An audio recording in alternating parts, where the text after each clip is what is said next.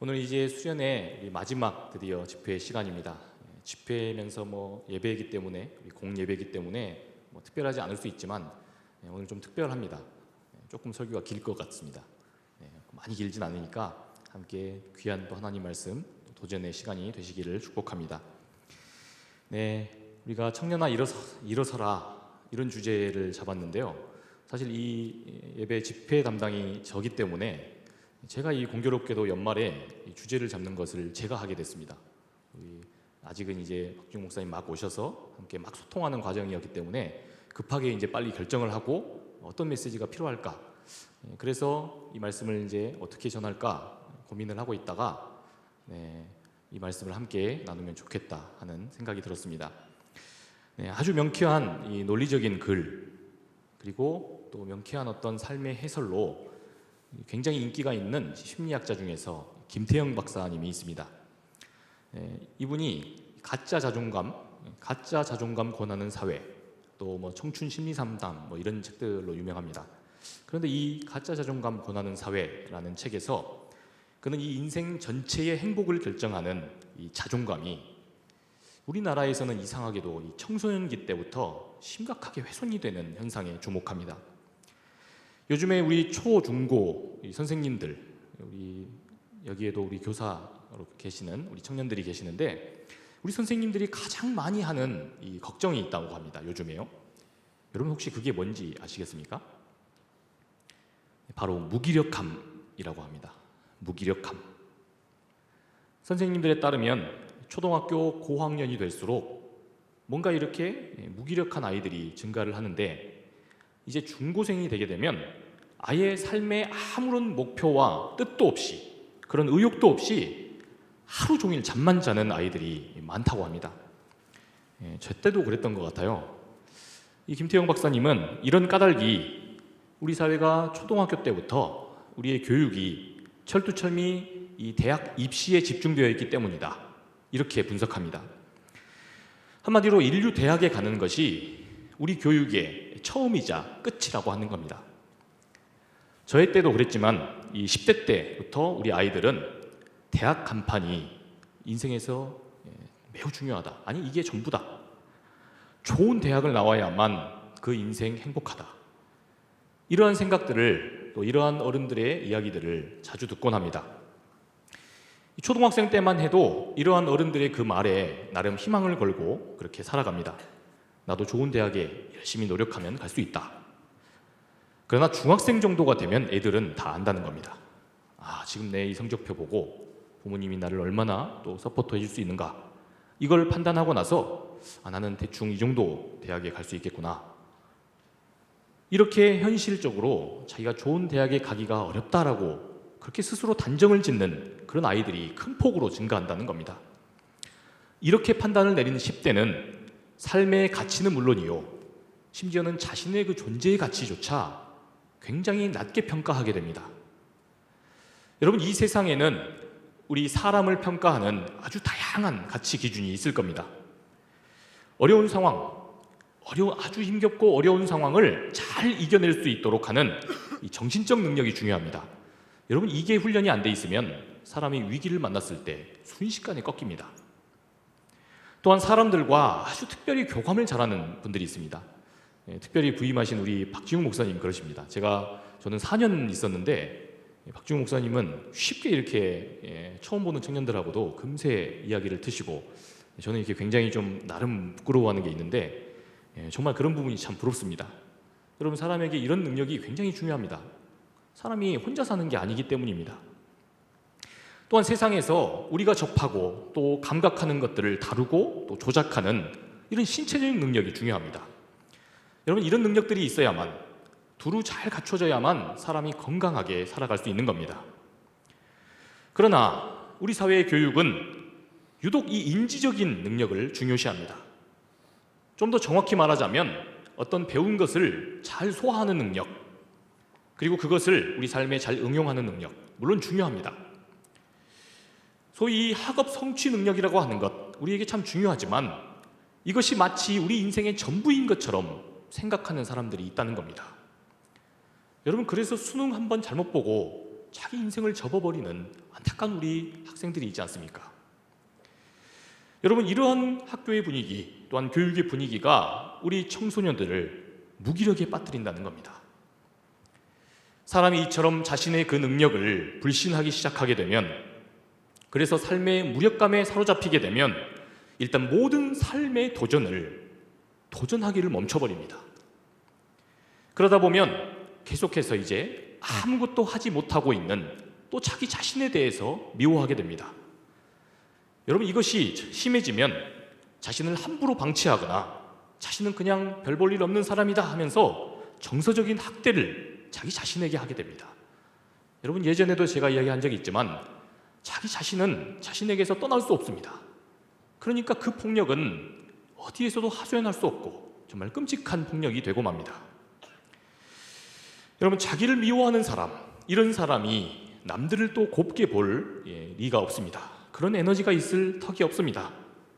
그러니 이유 없이 누군가를 따돌리고 또 왕따를 시키며 학교 폭력이 바로 이런 데서 기인하는 겁니다. 김태형 박사님은 이 청소년기 때에 이러한 병리가 된 심리, 정말 아프고 고통스러운 이런 심리들이 제대로 치유되지 않은 채 청년기를 맞게 되면 결코 그런 사람은 행복해지기 어렵다, 이렇게 이야기합니다. 청년이 되어서도 그러한 병적으로 이 스펙에 집착하는 그런 모습을 보이는가 하면 청소년기 때보다 더 깊은 무력감, 이 무기력감에 사로잡히게 된다는 겁니다. 여러분, 그런데 참 재미있는 사실은 우리 예수님 시대에도 이런 일이 있었던 것 같습니다. 오늘 주신 말씀 22절에서 23절을 살펴봅시다. 회당장 중에 하나인 이 야이로라 하는 이가 와서 예수를 보고 발 아래에 엎드리어 간곡히 구하여 이르되 내 어린 딸이 죽게 되었사오니 오셔서 그 위에 손을 얹으사 그로 구원을 받아 살게 하소서 하거늘. 아멘. 여러분, 오늘 말씀에 보면 이 야이로라는 사람이 등장합니다. 성경은 그가 회당장 중에 하나라고 했습니다. 이렇게 표현한 까닭은 이 신약시대에 유대교 회당에는 약 10명의 관리, 이 10명의 성전 이 회당 관리자들이 있었다고 합니다. 이들 중에 이 원로인 3명, 그 중에 가장 유망하고 오래 또 경험이 있는 이 3명이 나머지 7명 회당 관리자들을 또 가르치고 또 훈련하고 그러면서 이 회당을 유지했다고 합니다. 여러분, 그런데 이 회당장들은 보통 그 회당의 성도들이 추대한 사람들입니다. 성도들 모두의 동의가 있는 사람들이었던 겁니다. 또한 당시에 이 정치 또 경제적으로 또 사회적으로 심지어 종교적으로도 사실상 최고 이 수장들만 모여 있다는 사내들인 공회, 그 공회의 의원들이 이 사람들을 인준했습니다. 그러니 이들은 유대 사회에서 가장 높은 지위에 속한 사람들이었습니다. 그래서 이 사람들은 무사람의 존경을 또 한 몸에 받는 그런 사람들이었습니다. 그러니까 오늘 이 본문 속에서 여러분 냄새가 나지 않습니까? 이 아이로는 아주 흠이 없는 유능한 아버지였던 겁니다. 그런데 그런 유능한 아버지가 하는 말을 우리가 주목해 볼 필요가 있습니다. 23절에 우리가 보면 그가 주님을 찾아와서 이렇게 말합니다. 내 어린 딸이 죽게 되었사오니 라고 말합니다. 여러분, 이 야이로가 자신의 딸을 지칭할 때 쓰는 이 말, 가리킬 때 쓰는 말을 보면 이 뒤가르티온이라는 단어를 썼습니다. 이 헬라어는 아주 어린 꼬마아이를 가리키는 말입니다. 아주 어린 꼬맹이, 정말 유아 같은 아이들을 말하는, 지칭하는 단어입니다. 여러분, 그런데 이 42절에 보면 그의 딸의 나이가 친절히 소개되어 있습니다. 12살이었습니다. 제가 몇 해 전에, 제가 벌써 몇 해가 됐네요, 여기 사역한 지. 몇 해 전에 제가 설교를 할 때 예수님의 어린 시절을 제가 이야기하다가 이 12살이란 나이가 어떤 나이인지를 설명한 적이 있습니다.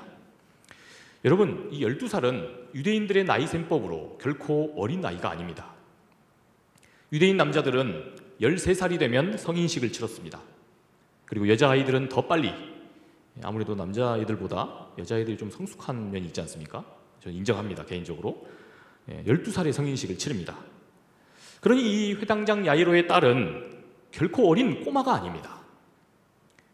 그 사회가 마땅히 마치 성인으로서 그리고 청년으로서 존중해주는, 우리 정서로는 이해가 안 되는 부분이지만 그 사회에서는 존중하던 그런 나이였던 겁니다. 그런데 야이로는 지금 내 어린 딸이라고 하면서, 물론 애착을 가지고 한 말이지만 내 어린 꼬맹이 딸이 이렇게 지금 이야기하는 겁니다. 자, 어쨌든 다시 우리가 상황으로 돌아오자면 야이로는 지금 다급하게 내 어린 딸을 좀 살려주십시오, 그렇게 간곡히 도움을 요청했습니다. 그리고 주님도 서둘러 그곳으로 향하십니다. 그런데 오늘 이 본문 말씀 이 사이를 보면, 그래서 제가 본문 그 중간을 읽지 않았습니다. 오늘 본문 사이에 뭔가 다른 사건이 있습니다. 바로 이 야이로의 딸을 치유하는 과정 속에 혈루병에 걸렸던, 12년 동안 이 혈루병에 걸렸던 이 여인을 주님이 치유해 주시는 그 장면이 나옵니다.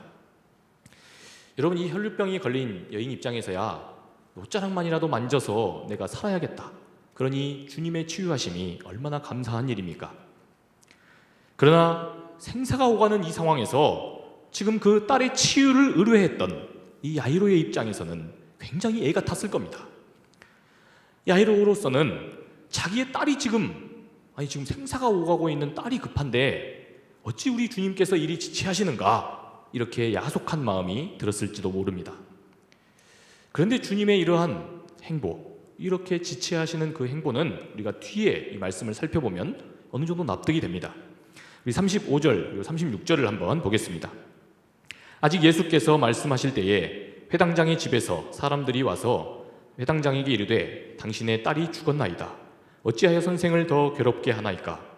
예수께서 그 하는 말을 곁에서 들으시고 회당장에게 이르시되 두려워하지 말고 믿기만 하라 하시고. 아멘. 여러분, 슬프게도 이 혈루병 여인을 고쳐주시는 그 사이에 이 사랑하는 야이로의 딸이 죽고 말았습니다. 말씀을 보니까 이 슬픈 소식을 야이로의 집 사람이 야이로에게만 조용히 와서 전합니다. 딸은 이미 죽고 말았으니 더 이상 주님을 모셔올 필요가 없다, 그렇게 이야기한 겁니다. 주님의 이 지체하심에 대한 뭔가 그 가족들의 야속함 혹은 민망함이 딸이 죽어버렸으니까요, 담겨 있는지 모릅니다. 그런데 이 말을 옆에서 우리 주님께서 들으셨습니다. 어쩌면 이 사람이 주님 들으라고 그렇게 원망하면서 했는지도 모릅니다. 그린 이 말씀을 들으신 주님은 36절에서 이렇게 말씀하십니다. 걱정하지 말고 믿기만 하여라. 여러분, 이게 무슨 황당한 이야기입니까? 아니, 이 마당에 이게 무슨 말씀인 겁니까? 아니, 그리고 또 이미 아이가 죽어버린 마당에 뭘 또 믿으라는 겁니까? 이렇게 말씀하시고는 주님은 다른 길로 가지 않으시고 이 야이로의 집을 향하십니다. 우리 말씀 38절에서 40절 상반절 말씀까지만 보겠습니다.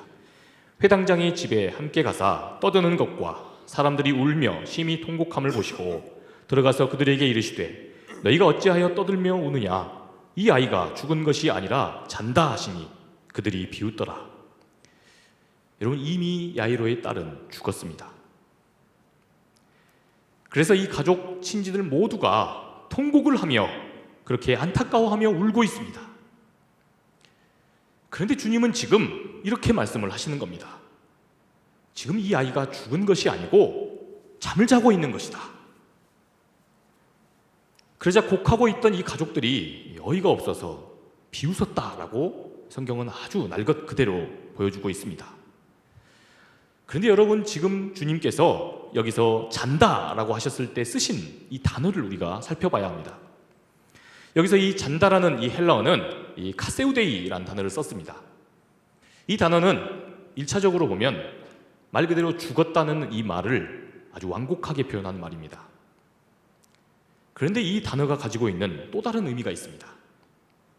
그것은 바로 어떤 사람이 무기력과 무능함에 빠져 있는 그 상태를 또 가리킬 때 쓰는 말입니다.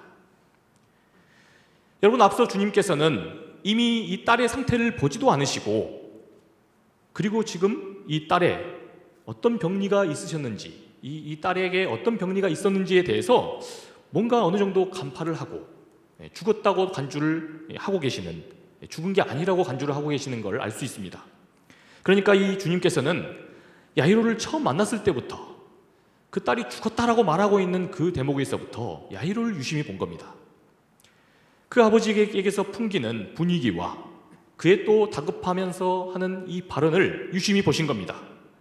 그리고 이 자초지정을 듣고만 말았는데, 듣기만 했는데 지금 그의 딸에게 어떤 병리가 있었는지 우리 주님이 뭔가 낌새를 차리셨다는 겁니다. 여러분, 그러니까 우리 주님께서는 이 야이로의 딸이 지금 죽었다라고 하는 것, 이 죽음의 원인이라는 것이 자아의 무기력함과 그리고 무능함, 바로 거기서부터 온 것이라고 간파하신 듯 보입니다. 여러분, 이 대목을 이 정신분석학적 관점에서 그렇게 주석을 한 신학자가 있습니다. 그는 이렇게 말합니다. 야이로의 이 딸이 이처럼 무기력하고 무능에 빠져서 죽게 된 지경에 이른 그 까닭이 무엇인가? 이 회당장 야이로, 유능한 아버지 회당장 이 야이로의 이 딸을 향한 과도한 애착과 집착 때문이었다, 이렇게 해석을 합니다. 여러분, 앞서 살펴보았듯이 이 야이로의 딸은 이미 성인식을 치러야 할 그런 성인입니다. 결혼 정년기였다는 뜻입니다. 이 여간의 나이가 되면 단지 아이는 이제 삶에서 나오는 그런 경험 그리고 지혜가 조금 부족할 뿐 지적인 어떤 능력과 사리분별은 성인들과 별반 큰 차이를 나타내지 않습니다. 게다가 유대 사회에서는 이 나이에 아주 다양한 이런저런 이 경험들을 합니다. 또 사람들을 마주합니다. 급속한 사회화가 이루어지는 겁니다. 그러면서 자아 정체감과 또 사회의식이 아주 비약적으로 성장한다고 합니다. 그러니 이때에는 부모로부터 뭔가 정신적인 독립을 이루면서 건강한 자기만의 그 인생관, 건강한 자기만의 가치 기준을 세워야 하는 때입니다.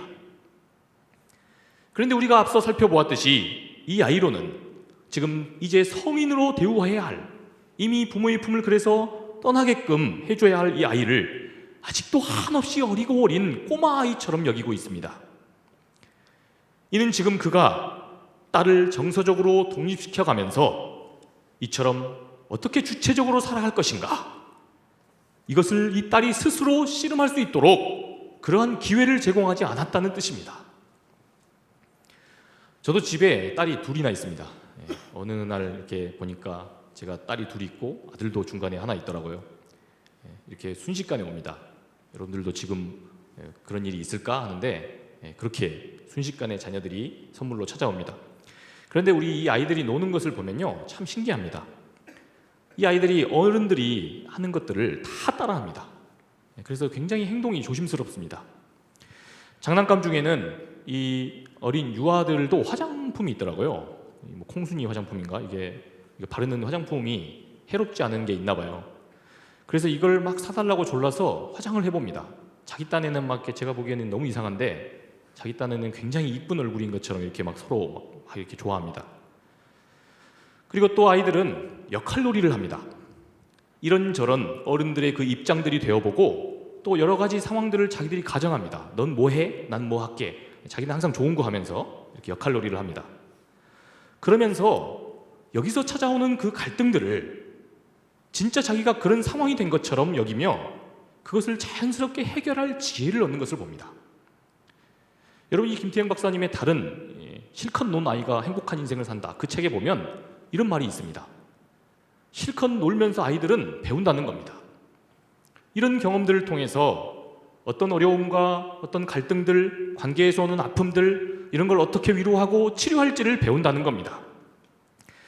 여러분, 이렇게 아이들은 자유로운 놀이를 통해서 갈등과 이 다툼의 상황들을 해결할 자기만의 기준들을 그렇게 키워나가는 것입니다. 그런데 저는 오늘 말씀을 묵상하면서 이 야이로의 딸에게 과연 그러한 시간들, 그러한 기회들이 제공되었을까 의심스럽습니다.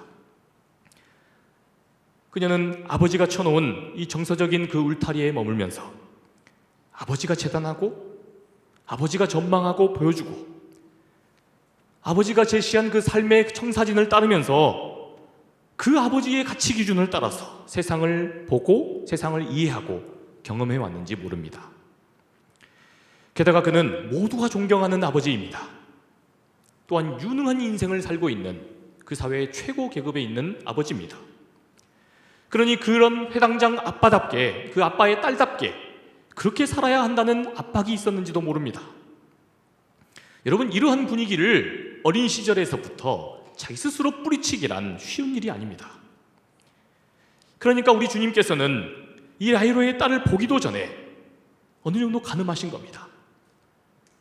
그녀가 겉으로만 살아있지 속 사람은 완전히 죽어버린 상태, 무능함과 무기력에 사로잡혀 있는 상태였다는 것을 우리 주님은 이미 예측하고 계셨던 겁니다.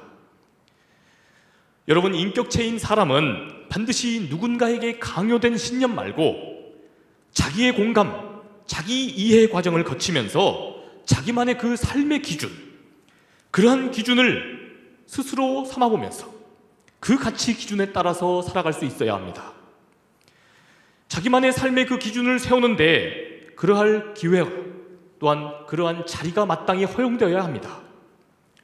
그래야만 자기 자신의 존재의 가치를 확인하고 자기가 뭘 잘하는지 알고 거기서 자존감을 세웁니다.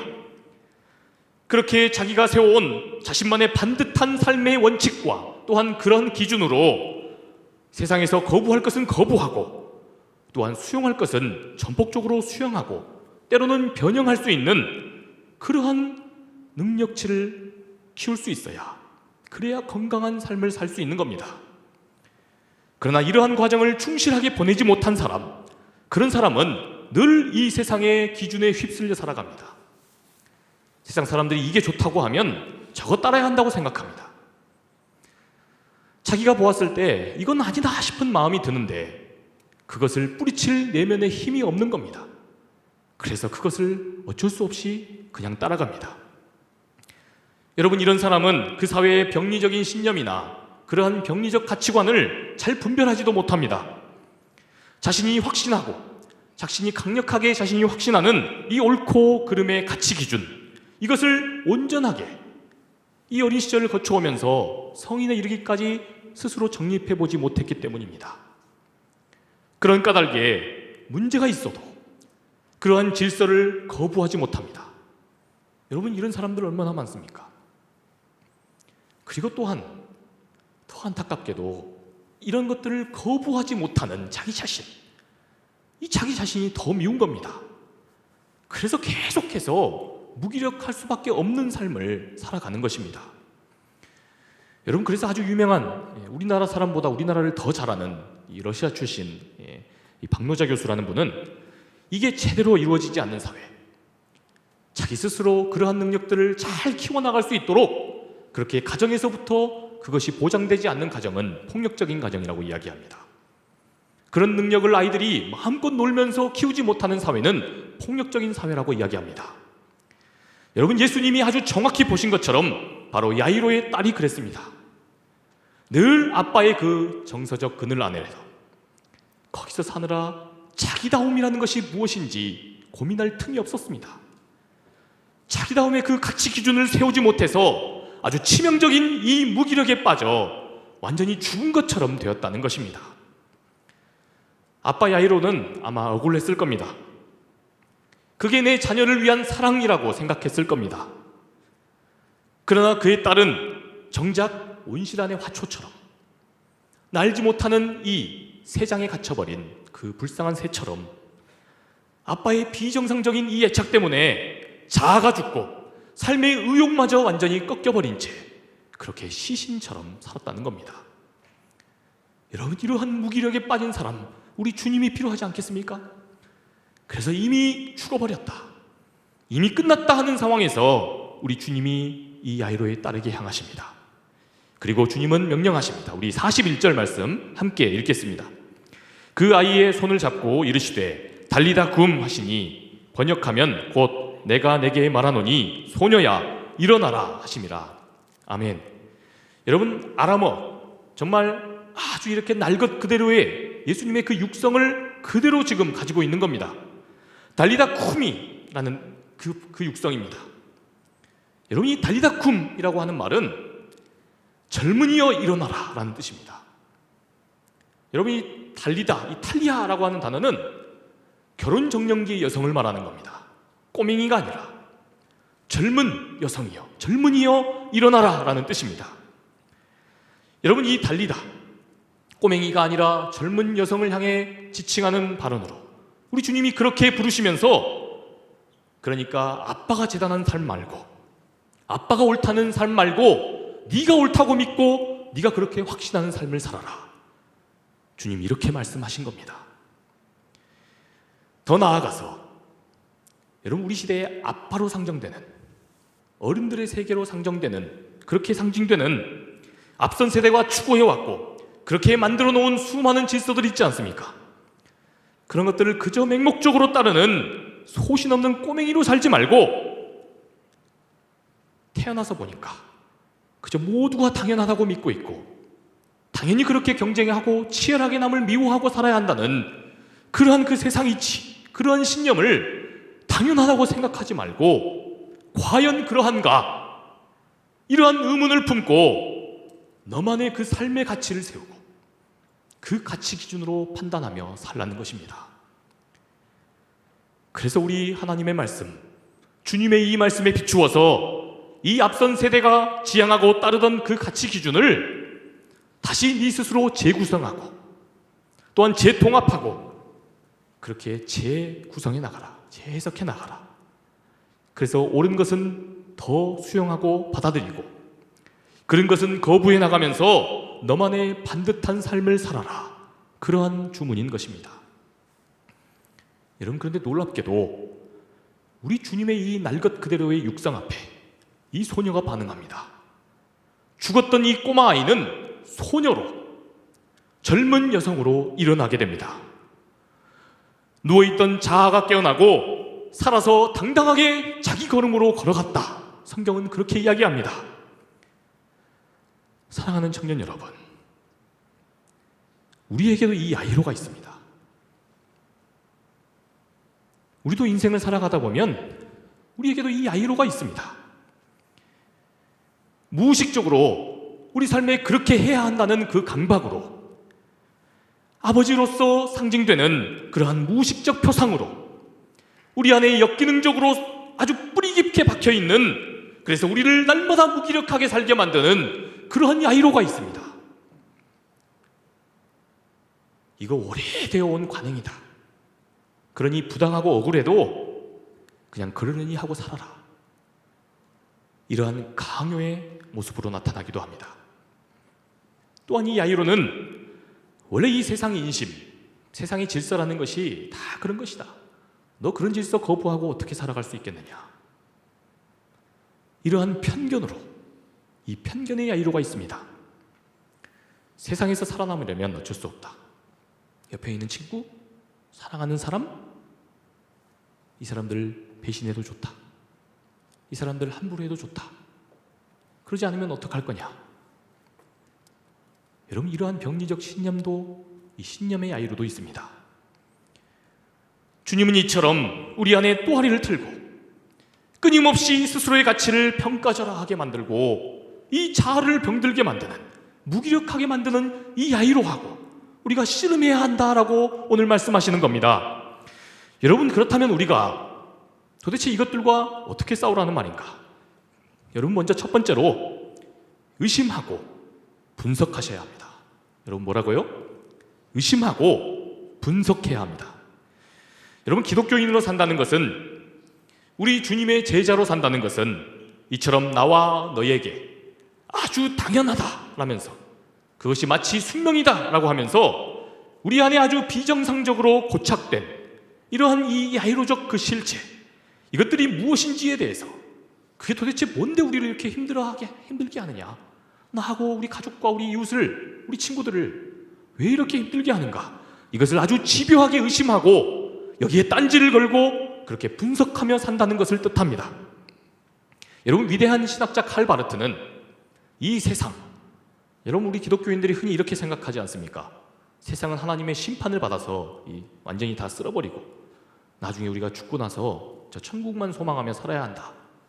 여러분, 그러나 위대한 신학자 이 칼 바르트는 그렇게 보았습니다. 이 땅, 이 세상의 이 현실은 어떤 현실이냐? 하나님께서 우리 인간을 사랑하셔야 되는데 그 하나님의 사랑을 보여주시기 위해서 자신의 아들을 보내신 자리, 하나님께서 당신의 아들을 보내셔서 우리를 어떻게 사랑하시는지를 보여주시고자 하는 그 장이다. 이렇게 이야기했습니다.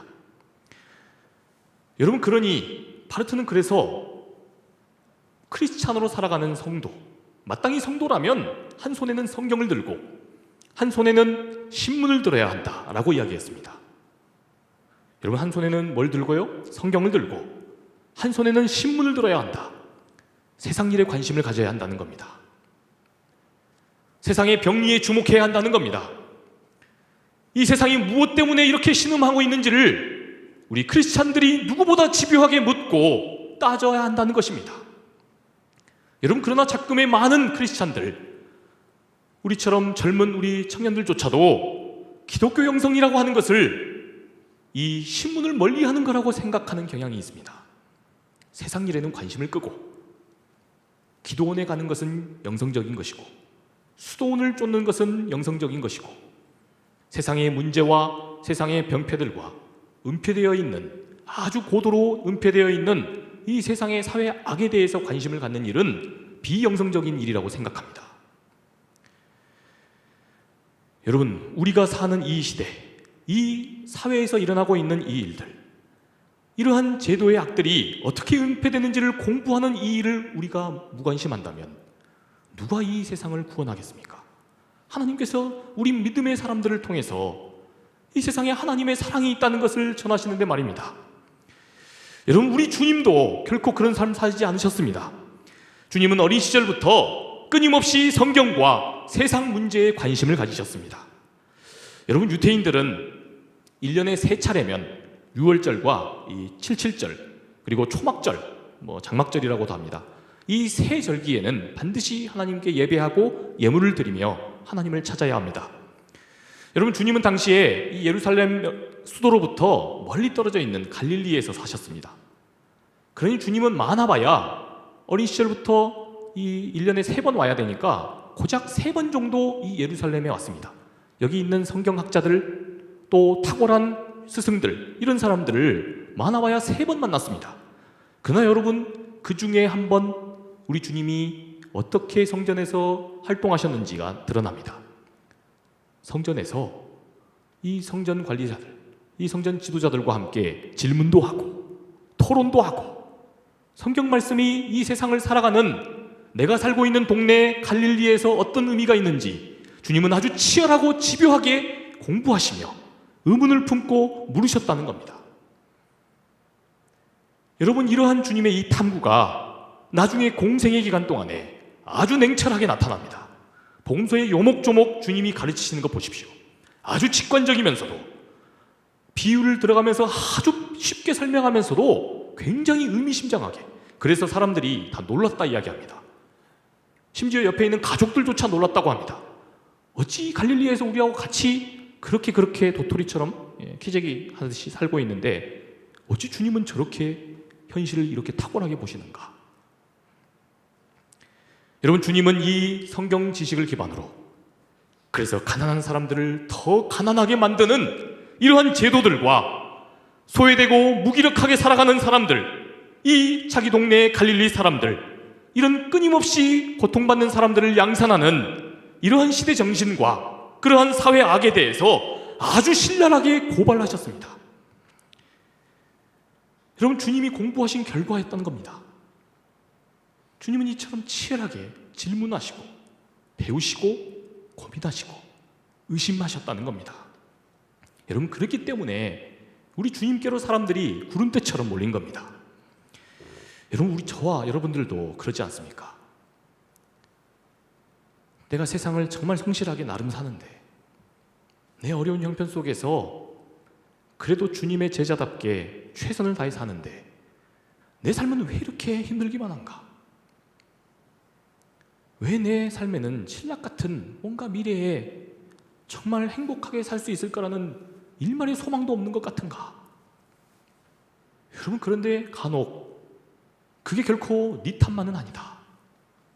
우리가 이 사회에 인문학자들이 그런 사회 구조 이야기도 해주고, 그래서 이런 사회 속에서 우리가 이렇게 열심히 공부하고 일해도 우리에게 조금의 그 나를 위한 쉼이 쉽게 허락되지 않고, 우리 주변에 끊임없이 파지를 주어야 하는 사람들은 늘 끊이지 않고, 이런 현실을 누가 고발해 주기만 해도 우리 속이 후련해지지 않습니까? 여러분, 그래서 주님 곁에 사람들이 모인 겁니다.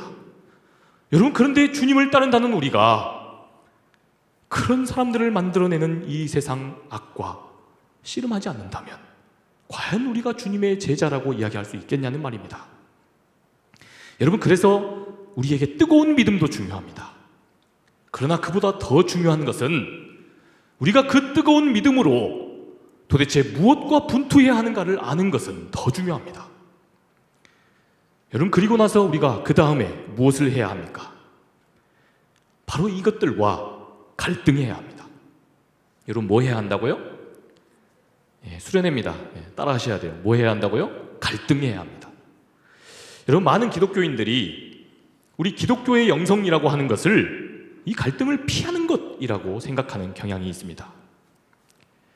그래서 조용한 수도원에 가서 평정심을 유지하고 평안한 그 마음 상태를 유지하는 것, 이것이 마치 기독교 영성을 잘 추구하는 것처럼 생각합니다. 여러분, 그런데 그러는 반면 나와 우리 가정과 또 우리 이웃을 고통스럽게 만드는 삶의 많은 불편한 진실들이 있습니다. 그런데 이러한 불편한 진실들을 자꾸 되뇌이고 이것을 우리 마음속에 끼고 이것을 교회에 와서 이야기하는 것은 굉장히 신앙과 영성과는 무관한 일이라고 생각하는 경향이 있다는 겁니다. 오히려 이러한 갈등과 분란은 무조건 피해서 평화로운 그 상태를 유지하는 것, 이게 영성적 삶이라고 생각하는 것 같습니다. 그러나 여러분, 우리가 따르는 주님의 영성을 보십시오. 우리 예수님의 영성은 하나님의 그 말씀을 가지고 사람을 위로하고 사람을 세우고 그 사람을 치유하고 살려야 하는데 그것으로 날카롭게 정죄하고 그것으로 누군가를 고통스럽게 만드는 그 바리새인들의 정죄, 이것에 당당하게 맞서시는데 이들과 갈등하시는 데서 드러났습니다. 또한 여러분, 예수님의 영성은 로마 제국과 결탁하고 있으면서 유일하게 마지막 희망, 소망을 붙들고 주님의 성전으로 찾아와서 기도하려고 하는 사람들이 모인 자리에서 그곳을 장사치들의 세상으로 만들고 그곳에서 부당한 이득을 취하고 있었던 그 사두개인들과 대결하는 자리에서 주님의 영성이 나타났습니다. 여러분, 그 결과가 무엇이었습니까? 그래서 이 사람들이 주님을 십자가에 매단 겁니다. 가만히 두면 자신들의 이중성이 드러나게 되니까 주님을 가만히 둘 수 없는 겁니다. 여러분, 우리들의 행보가 때로는 이 사회에 악을 만들어내는 이 세력들에게 그 정도의 위협이 돼야 한다는 겁니다. 여러분, 그런데 우리가 그렇게 보이지 않고 지치 않습니까? 우리가 그러한 데는 큰 관심을 갖지 못하지 않습니까? 여러분, 그래서 우리 주님은 이렇게 주님을 따라 살아가는 제자들의 운명을 이렇게 말씀하셨습니다. 여러분, 마태복음 10장 34절에서 36절 말씀을 읽어보겠습니다. 내가 세상에 화평을 주러 온 줄 생각하지 말라. 화평이 아니요 검을 주러 왔노라. 내가 온 것은 사람이 그 아버지와 딸이 어머니와 며느리가 시어머니와 부러하게 하려 함이라. 사람의 원수가 자기 집안 식구리라. 아멘. 여러분, 이게 무슨 소리입니까? 야이로와 씨름하라는 겁니다. 이 세상 우리를 둘러싸고 있고 우리의 생각 안에 아주 깊이 고착되어 있는 이 야이로와 씨름하라는 겁니다. 당신의 제자가 되려면 반드시 이 갈등이 있어야 한다는 겁니다. 우리 안에 마치 가족과도 같이 아주 친밀하게 고착되어 있어서 나에게서 떼낼 수 없을 것 같은 그 생각, 그 생각의 뿌리가 무엇인지를 우리가 깊이 알고 그것과 갈등해야 한다는 것입니다. 사랑하는 청년 여러분, 여러분들을 위한 주님의 음성입니다. 인간의 존엄을 세우고 죽어가는 영혼들, 이들을 다시 살리고 생명을 살리는 일, 꺼져가는 생명을 살리고자 올바른 목소리를 내며 그렇게 갈등하는 일은 하나님의 일입니다. 우리 주님께서 원하시는 일입니다. 이것이 곧 주님의 제자가 제자 되는 길이고 교회가 교회 되는 길입니다. 여러분, 이 같은 교회의 사명에 대해서 순교자 디트리 보네포 목사님은 아주 명확하게 이렇게 예언했습니다. 이렇게 충고했습니다. 하나님의 나라를 소망한다면서 이러한 야이로적 세상 질서와 이것들과 맞서서 싸우려고 하는 것을 회피하는 신앙, 그것을 묵인하는 신앙, 이 땅의 아픔과 이 땅의 고통의 그 현실을 외면하는 그러한 신앙, 세상의 문제들과 맞서는 그 십자가 없이 은혜의 단물만을 추구하는 그러한 신앙, 이러한 일들은 우리 주님께서 아주 값비싸게 흘리신 주님의 그 핏값을 값싼 은혜로 전락시키는 일이다. 이렇게 충고했습니다. 사랑하는 상당의 청년 여러분, 저와 여러분들의 야이로는 무엇입니까? 우리는 나와 우리 가족과 또한 친구와 이웃들을 아주 무기력하게 만드는, 그래서 늘 우리 자신들을 쓸모없다라고 보게 만드는 이 시대의 야이로적 관습과 그러한 가치관들과 갈등하고 계십니까? 간절히 바라기는 이번 수련회가 우리 안에 이처럼 병리적으로 그렇게 고착되어 있는 이 야이로를 찾아내는 그러한 수련회로 맞춰지기를 소망합니다. 이런 것들을 덮으려 하거나 또 피하려고 하는 것이 아니라 우리가 말씀에 의지하여 이것들을 의심하고 그 말씀의 정신에 의거하여 이것들을 치열하게 분석하고 이것을 수면 위로 드러내어서 교회로 가지고 올 수 있기를 소망합니다. 여러분, 그렇게 되면 우리가 수련회 때마다 그렇게 강구하는 그 부흥의 역사가 우리 안에 일어날 겁니다. 세상 청년들이, 우리와 함께 고통의 현실을 지금 함께 하고 있는 청년들이 다시 교회로 나올 겁니다. 교회가 우리 안에 있는 이 세상 안에 아주 깊숙이 들어와 있는 이 세상의 병리들과 이것들이 무엇인지를 드러내고 교회에서 이것들을 가지고 토론하고 말씀으로 그러한 대안을 내고 우리 자신이 그 대안 공동체가 되는데, 어찌 이 시대에 고통받고 있는 우리 청년들이 교회를 외면하고 교회에 소망을 걸지 않는 일이 있겠습니까? 바라기는 이번 수련회가 저와 여러분들뿐만 아니라 지금도 신음하고 있는 우리 청주 지역과 우리 한국 사회에 있는 모든 청년들이 다시 일어설 수 있게 되는 그러한 계기의 씨앗이 되기를 간절히 축복합니다. 주님, 3일 동안의 귀한 수련회 시간 허락하시니 감사합니다. 청년아 일어나라 라고 하는 정말 이 활기찬 주제, 정말 당당한 주제임에도 불구하고 그렇게 소리치지 못하는 우리들의 무기력함이 있습니다. 그러나 주님께서 그런 우리들에게 찾아오시는 분이심을 기억하게 하여 주시옵소서. 우리들이 무기력하다고 여기고 있는 그 자리가 주님의 역사가 시작되는 자리라는 것을 기억하게 하여 주시옵소서. 그래서 이 세상의 문제들을 우리가 교회로 가지고 들어와서 이것들을 심각하게 우리가 고민하고 의심하고 이것들에 대해서 우리가 공부하며 이 사회적인 문제들과 우리 청년들을 둘러싸고 있는 고통의 문제들과 우리가 갈등하기 원합니다. 이것들을 주님의 말씀으로 우리가 씨름하고 이것들과 싸워 나갈 수 있기 원합니다. 우리가 그러한 믿음의 선한 싸움 살아가는 그런 우리 믿음의 공동체 되게 하여 주시옵소서. 그렇게 이 수련회의 마지막을 하나님 동행하여 주시옵소서. 그렇게 하실 하나님을 찬양합니다.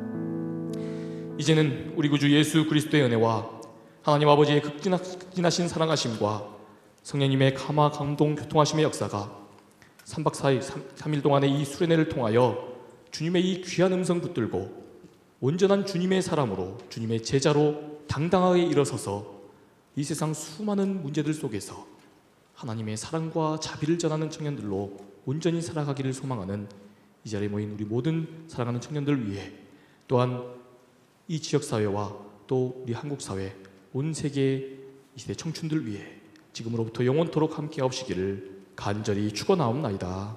아멘.